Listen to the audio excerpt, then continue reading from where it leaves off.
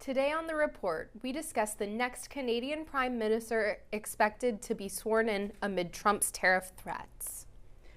Robert F. Kennedy Jr. slaps an ultimatum on the food industry to eliminate artificial dyes. ICE agents arrested a pro-Palestinian activist after terrorist allegations. And President Rochon approved the Student Wellness Initiative. The report starts now.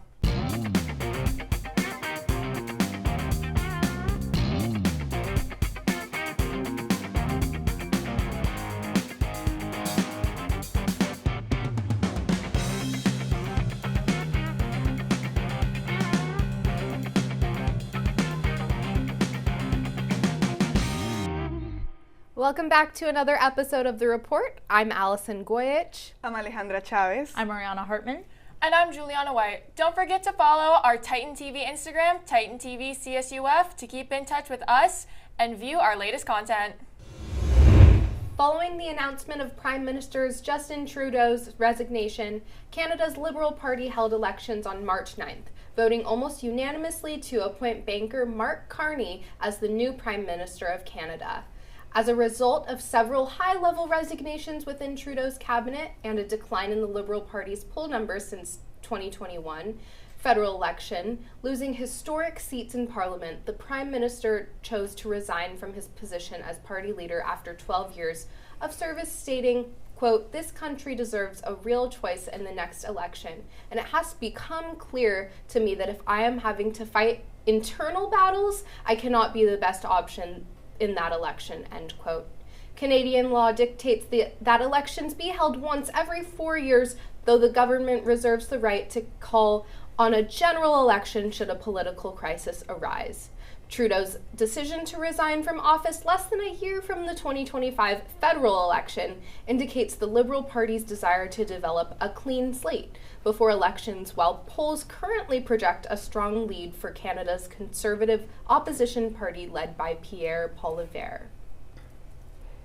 In his victory speech on March 9th, the new Prime Minister-elected stated his vision for Canada. I quote, "We will have to do things that we haven't imagined before, at speeds we didn't think possible. We will do it for the common good so that every Canadian benefits," end quote. Mark Carney is expected to assume the office of Prime Minister on March 14, while upcoming federal elections are slated for October 25 this year. Wow, so that's a really interesting story, you guys. I mean, I can't believe that Justin Trudeau stepped down in the middle of his term, basically before the next election was happening. So Mark Carney is going to be in there for a year before this election begins.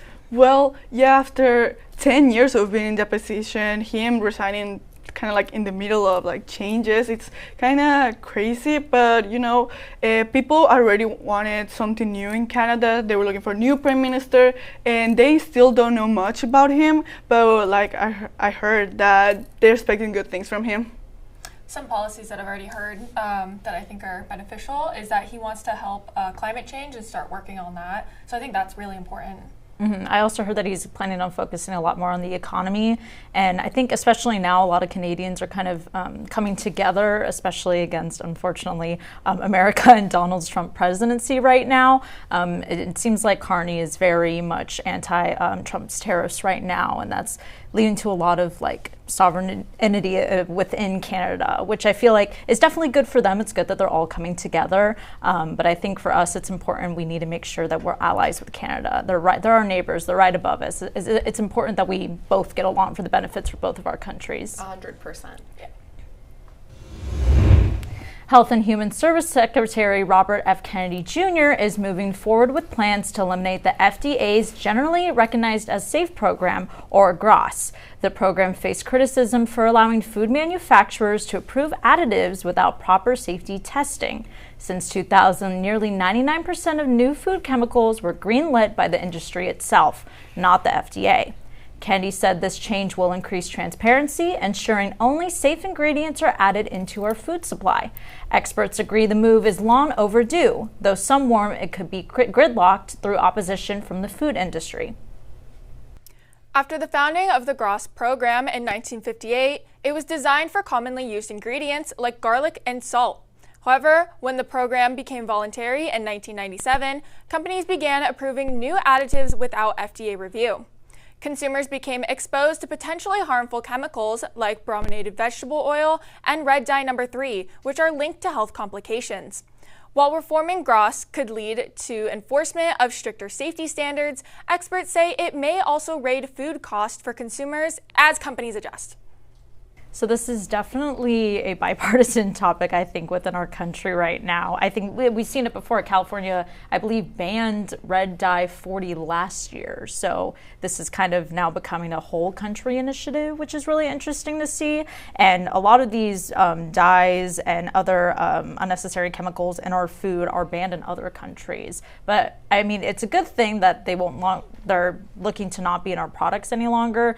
But I do think that with already the rising costs happening right now, I don't know if everyone's going to necessarily be on board for that for the time being. Yeah, I understand that. And even just speaking from experience, I've been out of the country to different countries in Europe, and they do have those regulations against the food dyes. And I always feel better when I'm there, when I'm eating food there, even if it's like more on the processed side of things.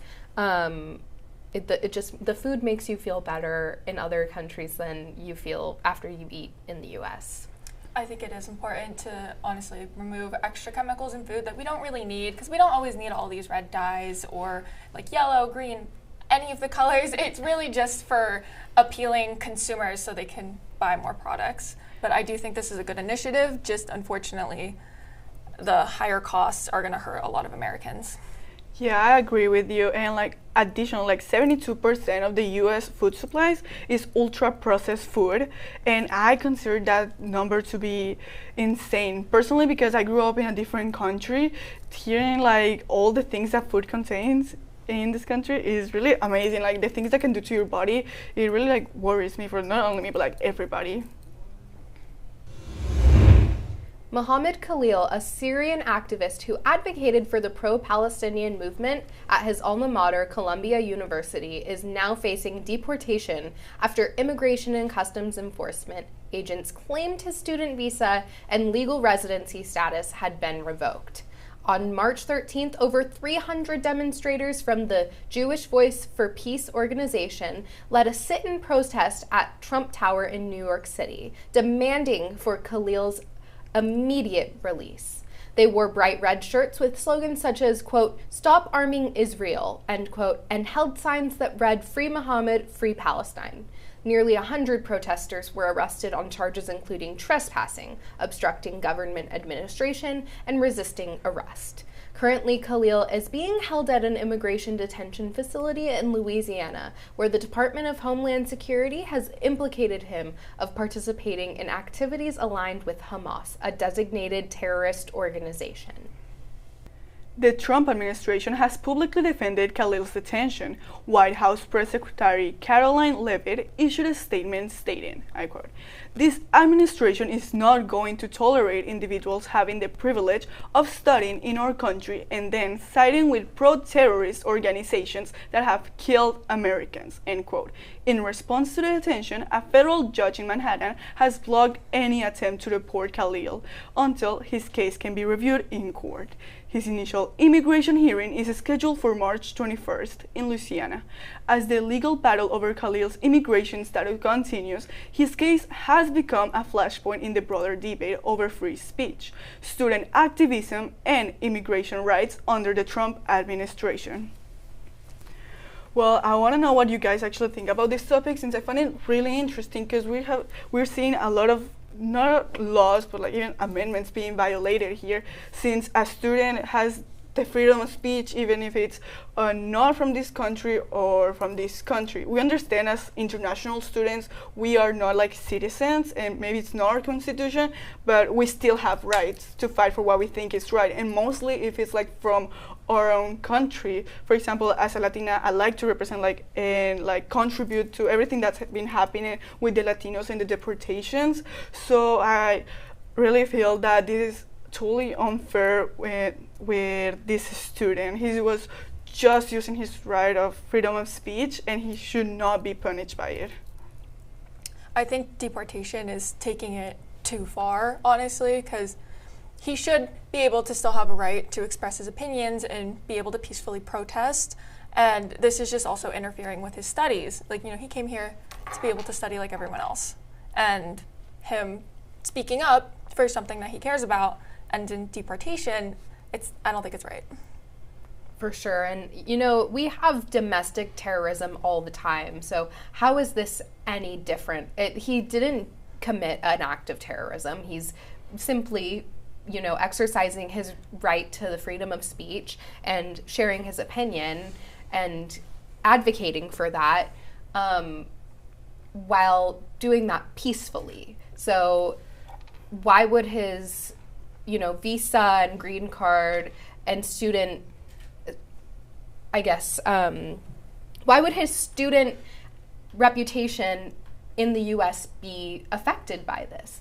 It's really hypocritical and goes against our Constitution, for sure. Yeah, I saw a lot of people kind of online discussing how it's unfair that, you know, he was doing it peacefully. Again, we have freedom of speech. That's our First Amendment right, and that's what a lot of people advocate for in this country. Again, everyone agrees that we have the First Amendment right to freedom of speech, amongst other things, and how people thought it was, again, a bit hypocritical of the Trump administration to be going as far as deporting students while also pardoning people that were violent on the January 4th, you know, storming of the Capitol. So there's a very stark contrast here between peaceful protesting leading to deportation and other consequences for even students who do live in the U.S., while people who are not so peaceful getting pardons. So there's kind of this really big divide that I feel like is only further dividing our country. So yeah, you said it perfectly. Yeah. Additionally to that, it has been said that he was clearly stating that he was supporting Hamas in all these terrorism acts. And personally, I have seen what he was talking about in the protests,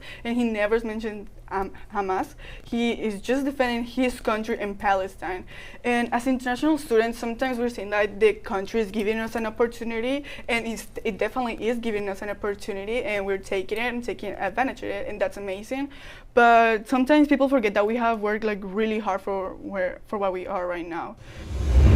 To commemorate International Women's Day, Fairhaven Memorial Park Mortuary hosted a special one-day tour on March 8th, celebrating the legacy of pioneering women who helped shape Orange County and beyond. From political trailblazers to aviation pioneers, the tour honored women who broke barriers in their respective fields. One notable figure was Dorothy Alice Chandler, the first woman to serve as a deputy in the Orange County Sheriff's Department in August of 1949. Her family moved to California as caretakers of the Irvine Ranch, where she honed her skills as a horse trainer, riding instructor, and breeder of German Shepherds. She patrolled the rugged terrain on horseback, covering areas that include present-day Peters Canyon and Orange Park Acres. The tour also honored Cornelia Corrie ten Boom, a Dutch author and humanitarian who risked her life to help hundreds of Jews escape the Nazis during World War II. Ten Boom and her family converted their home into a secret shelter, hiding persecuted individuals from the German occupation. Her acts of heroism led to her own imprisonment, but after the war, she devoted her life to spreading a message of forgiveness and hope. Her memoir, The Hiding Place, became internationally renowned and adapted into a 1975 film. The Fairhaven Memorial Tour served as a reminder of the enduring impact of women who defied expectations and left an indelible mark on history. Organizers say they hope to continue this event in the future, ensuring that these remarkable stories inspire generations to come. And I think this event is really important because history is something that everyone needs to go and experience, especially in person, especially an event that was so significant. Yeah, 100%. And you know what I really like about this event is that they highlighted not only their professions, but also their hobbies and the charitable work that they did just as human beings. Yeah, and women have been erased in history, you know? So many professionals that have doing great events in NASA, in the internet, everything has all been thanks to women. So it's good that we're finally getting the appreciation that or gender deserves. Yeah, I think we all of us here at the table can agree that it is nice to see more representation. I feel like women's seen it more throughout the years, which I'm not against at all. So I'm super excited to see it, and I think it's great that it's like an open thing for the public to go and learn, and I think that's super important. Mental health is historically underfunded in higher education, with more than 60% of college students meeting the criteria for at least one mental health problem in the 2020 to 2021 school year, according to the Healthy Minds survey. To address the crisis, the Student Wellness Initiative was approved. Vanessa Singüenza, our executive producer, has the report. After 3 years in development, President Rochon, Associated Students Incorporated leaders, and campus administrators officially approved the ASI Student Wellness Initiative in the Student Recreation Center on Tuesday afternoon. The student-led initiative is designed to holistically support student wellness, expand campus services, and increase funding for ASI programs.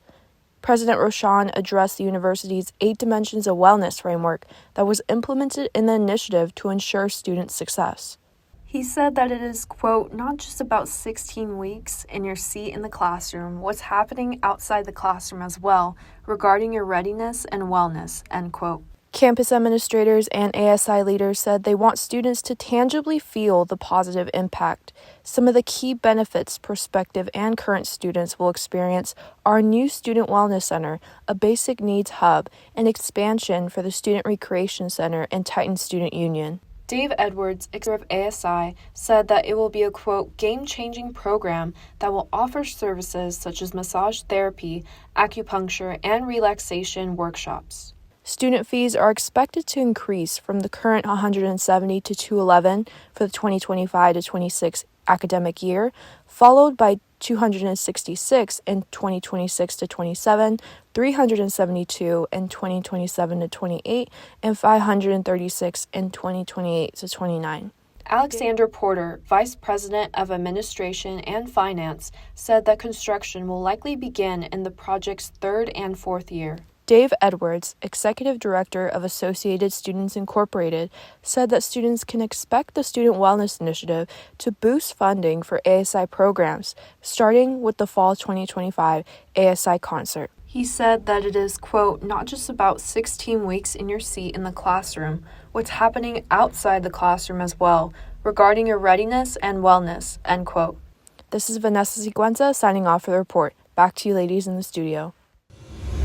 Well, this initiative is, really great. I love the idea. However, it's going to cost students a lot. So does the cost really, or does the effect that this wellness initiative outweigh the cost that it'll be for students? Mm-hmm. I'm all for mental health initiatives and mental health support, especially as college students. It can be really stressful, not only with classes, but also just things that happen in life in general. But there's a lot of concern. A lot of people are very against. That's why people come to CSUF in the first place. Around 70% of students get aid from CSUF. People come here because it is a much more affordable option compared to other CSUs and other colleges in general. When they see rising prices, they're not really going to see what exactly is going on. They're going to just see that, I have to pay more. So that's much more of a concern for them rather than the actual benefits that they might be receiving. So I can kind of see both sides. I'm for it, but I'm also leaving after this semester. So, a lot of us are like, it seems exciting, but we don't have to pay the cost for it. But for future students, I can see them kind of maybe even inching away from going to CSUF because of those rising costs. Yeah, and just kind of adding on to that, as this is a mental health or just wellness initiative in general, higher costs can cause more stress on students. So while this is something that's supposed to be helping them, not all students are probably going to be able to pay at least $200, $500, depending on how much it's going to increase. Yeah, I consider it to be a really high increase. However, it's good to know that they're gonna have more scholarships by ASI to help the students get through these new raises in tuition when it's not easy for all of us that not have any financial aid. So I'm really glad at least the school is doing something about it to give back to the students that maybe are not gonna be able to enjoy all these facilities. And with that, that's all we have for today. Have a great week, Titans. And stay tuned for more news, views, and info. We'll see you next time on The Report.